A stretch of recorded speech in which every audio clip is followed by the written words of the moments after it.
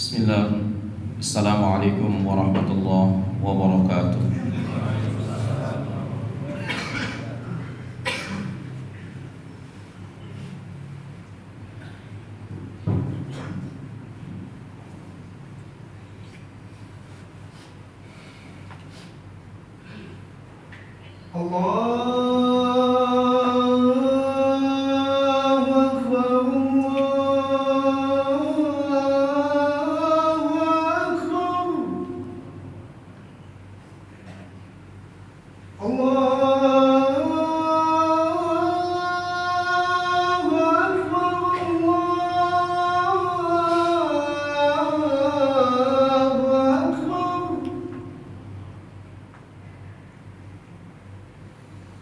أشهد أن لا إله إلا الله.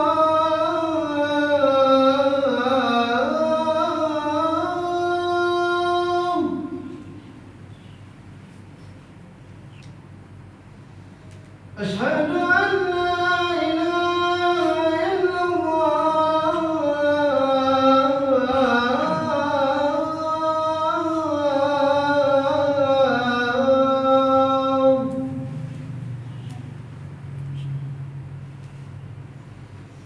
أشهد أن محمدا رسول الله.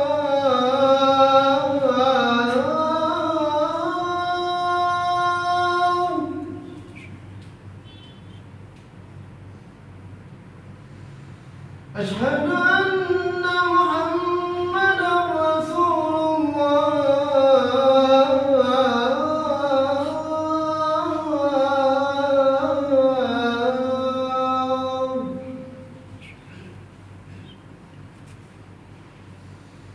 حي على الصلاة.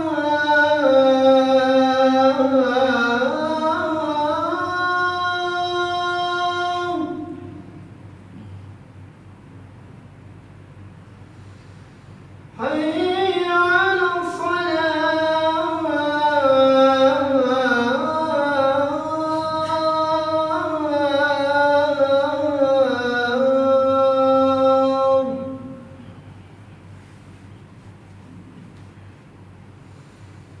حي على الفلاح.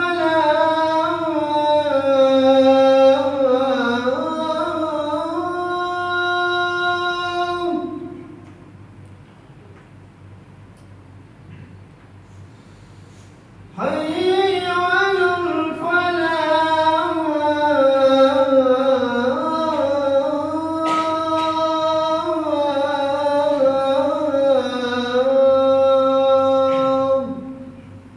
الله أكبر. الله أكبر. لا إله إلا الله.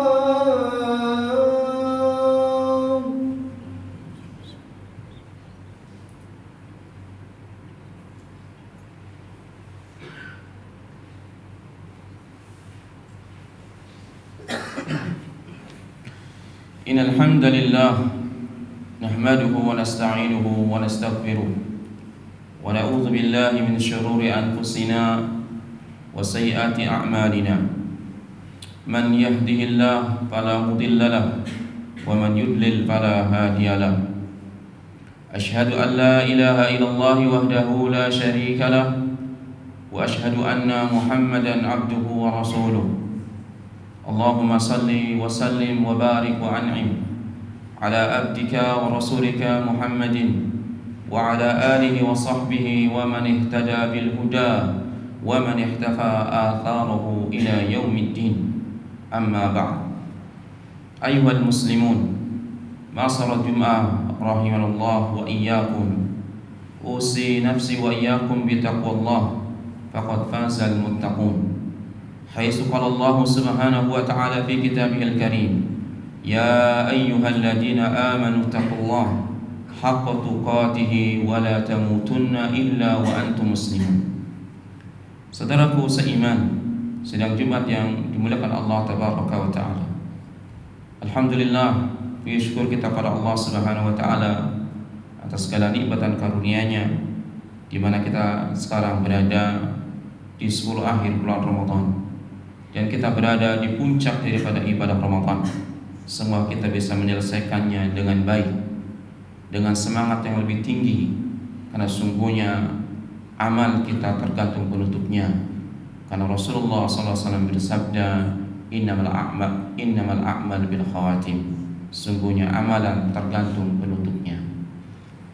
Hadirin sidang Jumat yang dimuliakan Allah Subhanahu wa taala, pada kesempatan yang berbahagia ini, khatib ingin coba mengangkat tema seorang hamba yang mulia yang diabadikan oleh Allah Subhanahu wa taala di dalam Quran.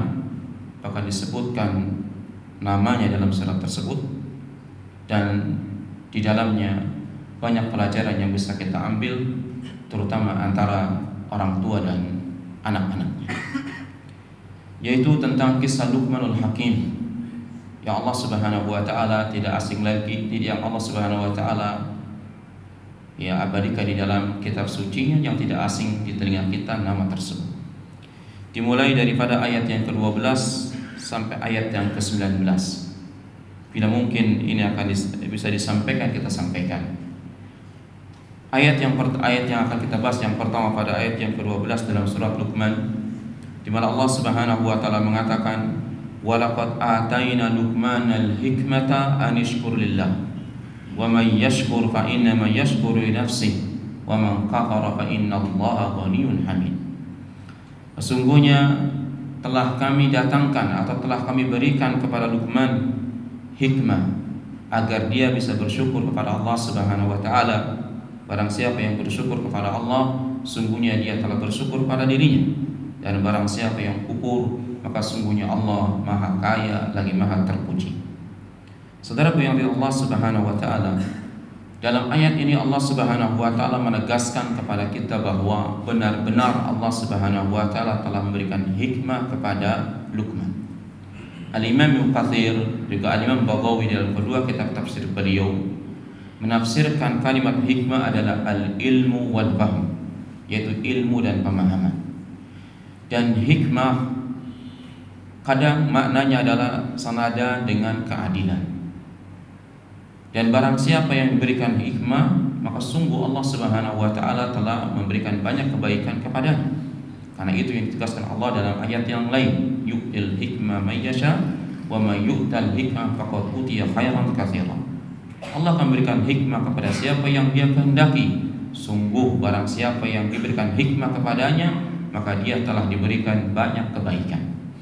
Jadi Allah telah memberikan banyak kebaikan kepada Luqman, berupa ilmu dan pemahaman, berupa amal saleh dan dakwah ila Allah Subhanahu wa taala. Semua ada hikmah di dalamnya. Dan siapakah Luqman? Para ulama khilaf. Ada yang mengatakan dia seorang nabi, ada yang mengatakan dia adalah qadi, hakim di antara Bani Israel, ada yang mengatakan dia adalah seorang tukang kayu dari Habasyah, dan yang lain-lain.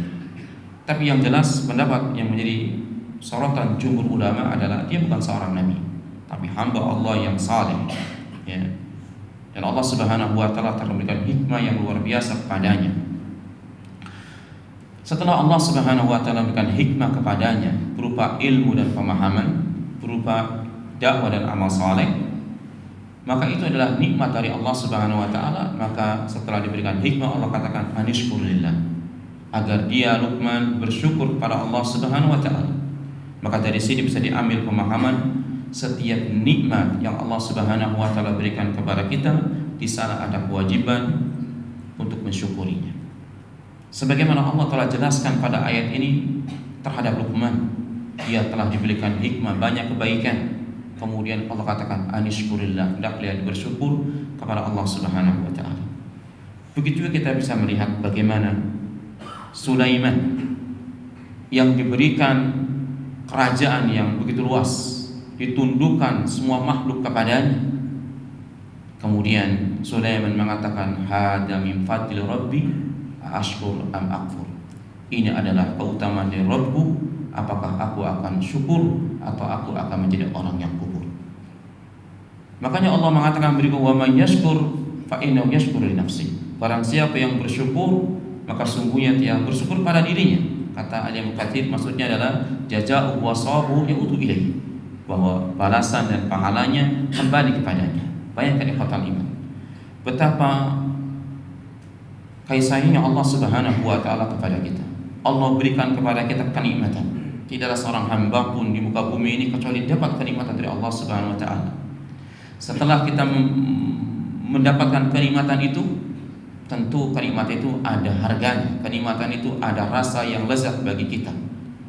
Ketika kita mensyukurinya, maka kita mendapatkan pahala. Kita telah diberikan nikmat, kemudian kita mendapatkan pahala dari Allah Subhanahu wa taala. Bahkan dengan syukur kepadanya, nikmat itu akan ditambahkan. Karena Allah mengatakan, la in syakartum la azidannakum. Kalau kamu bersyukur atas nikmat tersebut, maka aku, kata Allah, akan tambahkan nikmat itu. Tapi sebaliknya Allah yang mengatakan, wa man kafara fa innallaha ghaniyyun hamid.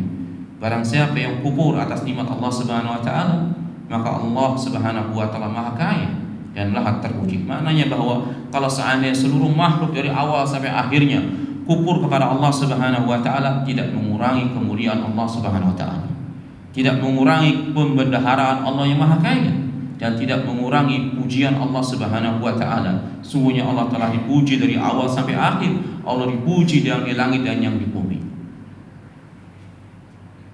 Karena Allah Subhanahu wa taala menegaskan kemuliaan adalah miliknya. Innal izzata lillahi jami'an. Sesungguhnya kemuliaan hanya milik Allah Subhanahu wa taala. Dan Allah mengancam, wa man kafara ya inna adzabi lasyadid. Barang siapa yang kufur atas nikmatku, maka sungguhnya adabku sangatlah keras. Jadi kalau kita bersyukur akan ditambahkan nikmat tersebut, tetapi kalau kita kufur maka kita akan diadab, disiksa oleh Allah Subhanahu wa taala, siksa yang sangat berat. Dan pada hakikatnya semua kenikmatan yang Allah berikan kepada kita kelak akan ditanyakan. Bukankah Allah mengatakan, "Tsumma latus'aluna yawma idzin 'anil na'im." Kemudian akan ditanyakan semua kenikmatan-kenikmatan pada hari kita berjumpa dengan Allah Subhanahu wa taala.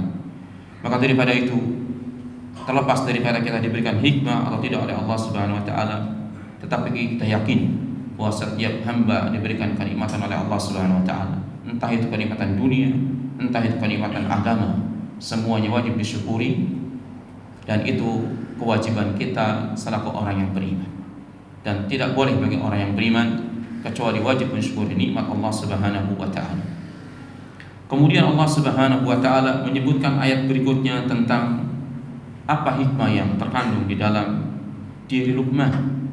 Maka Luqman pun mengajarkan kepada anaknya, dan di sini disebutkan, wa id qala Luqmanu li ibnihi wa huwa ya'iduhu ya bunayya la tusyrik billah inna syirka la dzulmun 'adzim. Ketika Luqman berkata kepada anaknya, dan dia sedang mengajarkan anaknya, wahai ananda, janganlah kamu menyekutukan Allah. Sesungguhnya menyekutukan Allah adalah kezaliman yang paling besar. Hikmah yang pertama yang ada pada Luqman adalah dia mengetahui hak penciptanya. Dia menegakkan hak penciptanya Allah Subhanahu wa taala sebelum hak-hak yang lainnya. Karena pertama kali disebutkan adalah dia mengajarkan kepada anaknya, ya bunayya la tusyrik billah.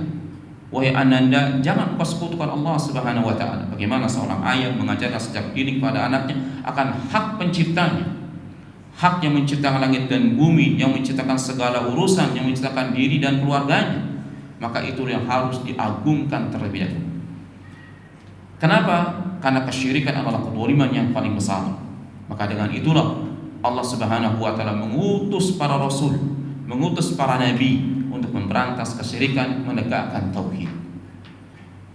Kapan adanya para rasul? Ketika kesyirikan ada di muka bumi. Maka Allah Subhanahu wa taala utus rasul bersama Nuh alaihi wasallam, karena di masyarakatnya terjadi penyekutuan. Kurun Adam yang panjang itu tidak diturunkan seorang rasul, karena 10 kurun mereka di dalam tauhid, dosa-dosa mereka bukan ke dalam kesyirikan. Manakala masyarakatnya adalah terjatuh pada penyekutuan kepada Allah Subhanahu wa taala peribadatan, maka Allah Subhanahu wa turunkan Rasul pertama Nuh alaihi wassalam dan Rasul-Rasul berikutnya, seraya mereka mengatakan, ya qaumi ubudullaha ma lakum min ilahin ghair. Wahai kaumku, sembahlah oleh kalian Allah yang tidak ada sembahan bagi kalian kecuali Allah Subhanahu wa taala. Tidak ada sembahan selain Dia. Seluruh nabi mengatakan demikian. Ini diwakilkan oleh Nuh, diwakilkan oleh Hud, diwakilkan oleh Saleh dan Syuaib. Saudaraku yang Allah Subhanahu wa taala, maka kewajiban ayah, kewajiban orang tua kita menanamkan tauhid sejak dini kepada anak kita. Bagaimana Luqman mengajarkan kepada anaknya, wasiat pertama kepada anaknya, apa yang disampaikan? Menegakkan hak Allah Subhanahu wa taala. Sebagaimana ini dikatakan oleh Rasulullah SAW kepada Mu'ad bin Jabal, ya Mu'ad, atadri ma haqqullahi 'alal ibadi wa ma haqqul ibadi 'ala Allah? Wahai Mu'ad, tahukah engkau apakah hak Allah kepada hamba dan hak hamba kepada Allah? Qala wa rasuluhu a'lam. Dia mengatakan Allah dan Rasul yang paling tahu. Maka Rasul mengatakan haqqullahi 'alal ibadi alla yusyriku bihi syai'an wa haqqul ibadi alla yu'addiba man lam yusyrik bihi syai'an. Hak Allah kepada hambanya adalah di mana hamba tidak boleh, tidak diperkenankan untuk menyekutukan Dia dengan suatu apapun. Hak Allah adalah disembah dan tidak boleh disekutukan dengan suatu apapun. Dan hak hamba adalah agar Allah tidak mengadabnya ketika dia tidak menyekutukan Dia dengan suatu apapun. Inilah hak yang paling utama. Makanya dengan hikmahnya Luqmanul Hakim mengajarkan kepada anaknya adalah hak Allah Subhanahu wa taala qabla kulli syai', sebelum segala sesuatunya. Dan di sini menunjukkan bahwasanya betapa jeleknya kesyirikan. Dan kita sudah tahu betapa bahaya kesyirikan, di antara dosa yang tidak diampuni, di antara dosa yang paling besar, kesatan yang paling jauh. Orang yang melakukan kesyirikan akan dibatalkan amalan. Orang yang melakukan kesyirikan diharamkan surga, tempat kembalinya neraka, dan tidak ada penolong bagi mereka yang melakukan penyekutuan pada Allah Subhanahu wa taala. Dan masih banyak yang lain daripada bentuk-bentuk bahaya dari dosa kesyirikan. Kemudian yang kedua yang diwasiatkan oleh Luqman kepada anaknya adalah wa wasainal insana biwalidayhi hamalathu ummuhu wahnan ala wahnin wa fisaluhu fi 'amain an ishkur li wa liwalidayka ilayyal masir. Kemudian kami wasiatkan kepada manusia agar dia berbuat baik kepada kedua orang tuanya, karena ibunya telah mengandungnya dalam keadaan lemah yang bertambah-tambah dan menyapinya dalam usia 2 tahun. Bersyukurlah kepada aku dan kepada kedua orang tuamu, hanya kepada akulah kamu akan kembali. Jadi setelah hak Allah Subhanahu wa taala ditunaikan, maka hak siapa yang kedua? Hak kedua orang tua. Terutama kepada ibu yang telah mengandung kita selama 9 bulan. Kemudian setelah mengeluarkan kita di muka bumi ini, Dia juga yang menyapih kita, menyusui kita selama 2 tahun. Betapa berat dan payahnya ibu kita, dan begitu juga ayah kita. Maka kewajiban yang kedua setelah kita berbakti pada Allah dengan menyembahnya semata, tidak menyekutukannya, maka kita berbuat baik kepada kedua orang tua. Di ayat Al-Isra Allah mengatakan wa qadara rabbuka alla ta'budu illa iyyah wa bil walidaini ihsana. Dan Rabbu telah merintahkan kepadamu agar engkau menyembah kepada Allah saja dan berbuat baiklah kepada kedua orang tua. Ada kewajiban berbakti kepada orang tua setelah kita beribadah pada Allah Subhanahu wa taala. Maka mungkin momen-momen lebaran orang tua kita merindukan anak-anaknya. Maka hadirlah, jangan menyiksanya dengan kerinduan. Mungkin kita telah lama tidak menjenguknya, maka datang. Kalau kedatangan kita membahagiakan mereka, kalau kehadiran kita dinanti, maka kewajiban kita adalah untuk mewujudkan impiannya, hadir di tengah-tengah kehidupannya. Membahagiakan seorang muslim adalah ibadah, apalagi yang kita bahagiakan adalah orang yang wajib kita berbakti kepadanya. Tetapi Islam juga memberi batasan. Tidak setiap keinginan orang tua ditaati. Tidak setiap perintah orang tua kemudian kita harus turuti. Karena Allah mengatakan pada ayat berikutnya, wa in jahadaka ala an tusyrika bima laysa laka bi ilmun fala tuti'huma wa sahibhuma fid dunya ma'rufa Wattabis sabila man anaba ilayya thumma ilayya marji'ukum fa unabbi'ukum bima kuntum ta'malun. Allah Subhanahu wa taala mengatakan, dan jika keduanya memaksamu untuk menyekutukan aku dengan sesuatu yang engkau tidak mempunyai ilmu tentang itu, maka janganlah engkau mentaati keduanya, dan pergaulilah keduanya di dunia dengan baik, dan ikutilah jalan orang yang kembali kepadaku, kemudian hanya kepadaku tempat kembalimu, maka akan aku beritahukan kepadamu apa yang telah kamu kerjakan. Ketika orang tua kita yang dengannya kita wajib berbakti kepadanya, tapi Allah memberikan batasan. Kalau orang tua kita memerintahkan kita untuk menyekutukan Allah Subhanahu wa taala, untuk kufur, untuk murtad, maka tidak ada ketaatan kepada siapapun, termasuk kepada orang tua kita. Tetapi kita katakan dengan kalimat yang baik, pergauli dia di dunia dengan baik, walau dia bukan seagama dengan kita, seiman dengan kita, tapi yang penting tidak menuruti perintahnya, karena perintahnya bertentangan dengan perintah Allah Subhanahu wa taala. Karena Nabi juga sallallahu alaihi wasallam mengatakan, la ta'ata li makhluqin fi ma'siyatil khaliq. Tidak ada ketaatan pada makhluk untuk bermaksiat kepada Sang Pencipta. Saudara seiman yang dimuliakan Allah tabaraka wa taala, ini diantara hikmah yang disebutkan Allah Subhanahu wa taala kepada Luqmanul Hakim. Bagaimana dia mengajarkan kepadanya tentang hak yang paling utama. Yang pertama, hak Allah Subhanahu wa taala agar dia tunaikan, beribadah hanya kepadanya, tidak menyekutukannya dengan sesuatu apapun. Itulah jaminan dia ke surga Allah Subhanahu wa taala. Itulah dengannya dosa-dosanya akan diampuni. Yang kedua, kita bersyukur kepada Allah, kepada kedua orang tua kita, karena dengannya ada wujud kita, dengannya kita bisa besar sampai saat ini. Maka doakanlah orang tua kita sepanjang kita berdoa. Doakan dengan kalimat Rabbi firli wali walidayya warhamhuma kama rabbayani shaghira. Aqulu qawli hadza wastaghfirullahal azim min kulli dhanbin wal khati'ah fastaghfiru innahu wal ghafurur rahim.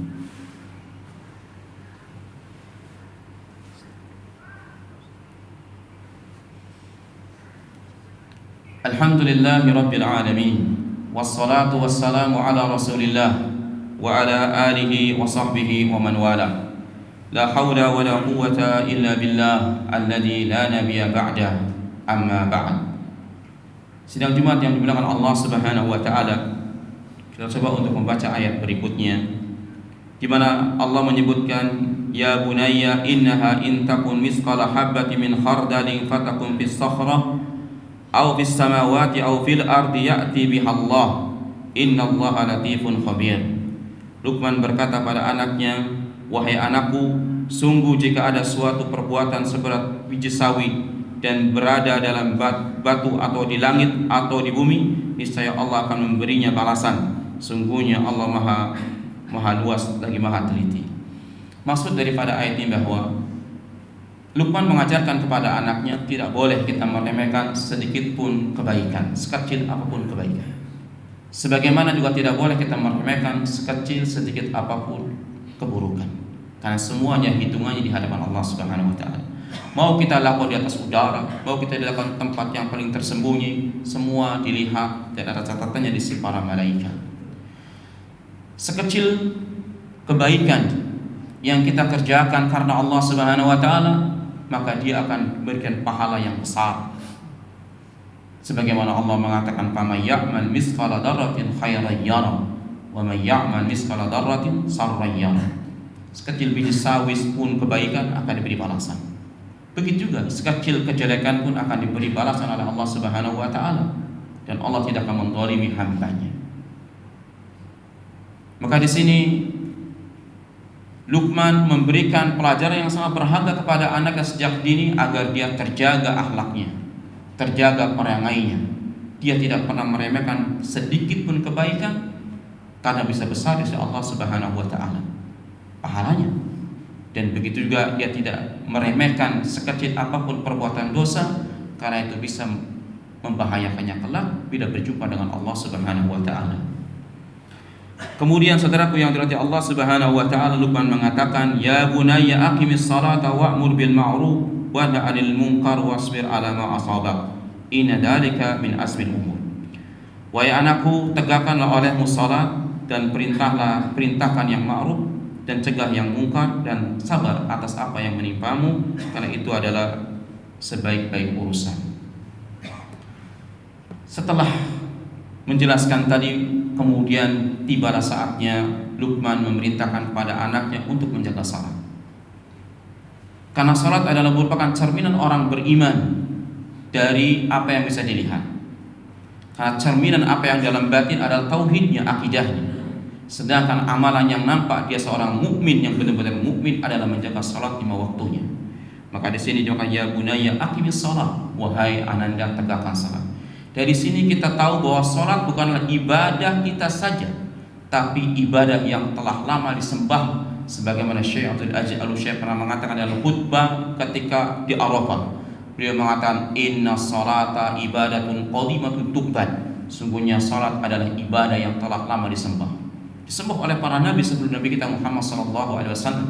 Bahkan Nabi Ibrahim Khalilur Rahman, bapaknya para nabi, yang seluruh nabi diperintahkan untuk mengikuti jalan dakwanya, beliau minta kepada Allah agar diri dan keturunannya adalah orang-orang yang menegakkan salat. Rabbij'alni muqimas salati wa min dzurriyyati. Wahai Rabbku, jadikanlah aku dan keturunanku orang-orang yang menegakkan salat. Allah juga mengatakan wa'mur ahlaka bis salatin wastabir 'alaiha. Perintahkan keluargamu untuk salat dan sabar di atas salat. Maka jagalah salat 5 waktu ditambah dengan salat-salat yang lain, maka engkau berada dalam keimanan. Bila engkau melepaskan salat 5 waktu, maka engkau telah meninggalkan keimanan. Kalau tidak ditinggalkan seluruhnya, maka sebagiannya. Saudaraku yang di Allah Subhanahu wa taala, kemudian kita diperintahkan untuk memerintahkan yang baik, mencegah kemungkaran semampu kita. Kemudian diperintahkan untuk sabar dengan apa yang menimpa kita. Sungguhnya Allah timpakan kepada kita bukan hanya kebaikan, tapi kadang kemadharatan yang dengannya kita harus bersabar. Dan seorang mukmin di dalam 2 keadaan, diberi kenikmatan dia bersyukur, atau diberi musibah dia bersabar. Saudaraku yang bila Allah Subhanahu wa taala, selebihnya adalah bagaimana Luqman mengajarkan kepada anaknya agar tidak sombong, agar ada ketawaduan, agar menjaga suara yang lembut dan seterusnya. Ini adalah di antara tarbiyah imaniyah, islamiyah yang telah ada sejak masa yang lalu, bukan hanya ada di masa Nabi kita sallallahu alaihi wasallam. Tetapi yang jelas agama dari para nabi dan rasul, agama orang-orang soleh itu satu, itu agamanya Allah Subhanahu wa taala.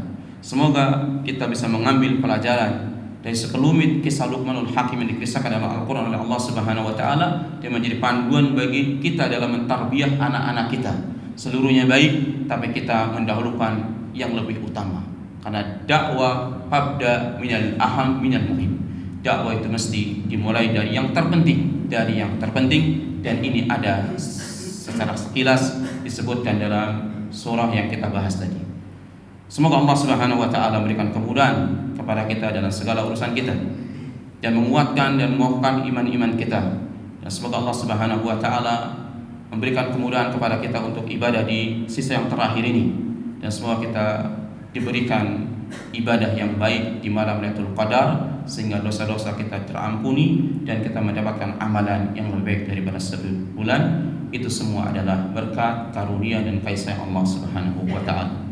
Innallaha wa malaikatahu yusalluna 'alan nabi ya ayyuhalladzina amanu sallu 'alaihi wa sallimu taslima. Allahumma salli 'ala Muhammad wa 'ala ali Muhammad kama sallaita 'ala Ibrahim wa 'ala ali Ibrahim innaka Hamidum Majid. Kama barakta 'ala ali Muhammad wa 'ala ali Muhammad kama barakta 'ala ali Ibrahim wa 'ala ali Ibrahim innaka Hamidum Majid. Allahumma ighfir lil muslimina wal muslimat wal mu'minina wal mu'minat minhumul ahya wal amwat. Rabbana zalamna anfusana wa illam taghfir lana wa tarhamna lanakunanna minal khasirin. Rabbana la tuzigh qulubana ba'da idh hadaytana wa hab lana min ladunka rahmah innaka antal wahhab. Rabbana hab lana min azwajina wa dhurriyyatina qurrata a'yun waj'alna lil muttaqina imama. Rabbana ighfir lana wa li ikhwanina alladhina sabaquna bil iman wa la taj'al fi qulubina ghillan lil ladzina amanu. Rabbana innaka ra'ufur rahim. Rabbana atina fid dunya hasanah wa fil akhirati hasanah wa qina adzaban nar. Wassallallahu ala nabiyyina Muhammadin wa ala alihi wa sahbihi wa sallam ajma'in. Subhana rabbil izzati amma yasifun wa salamun ala mursalin walhamdulillahi rabbil alamin. Wa aqimus salam.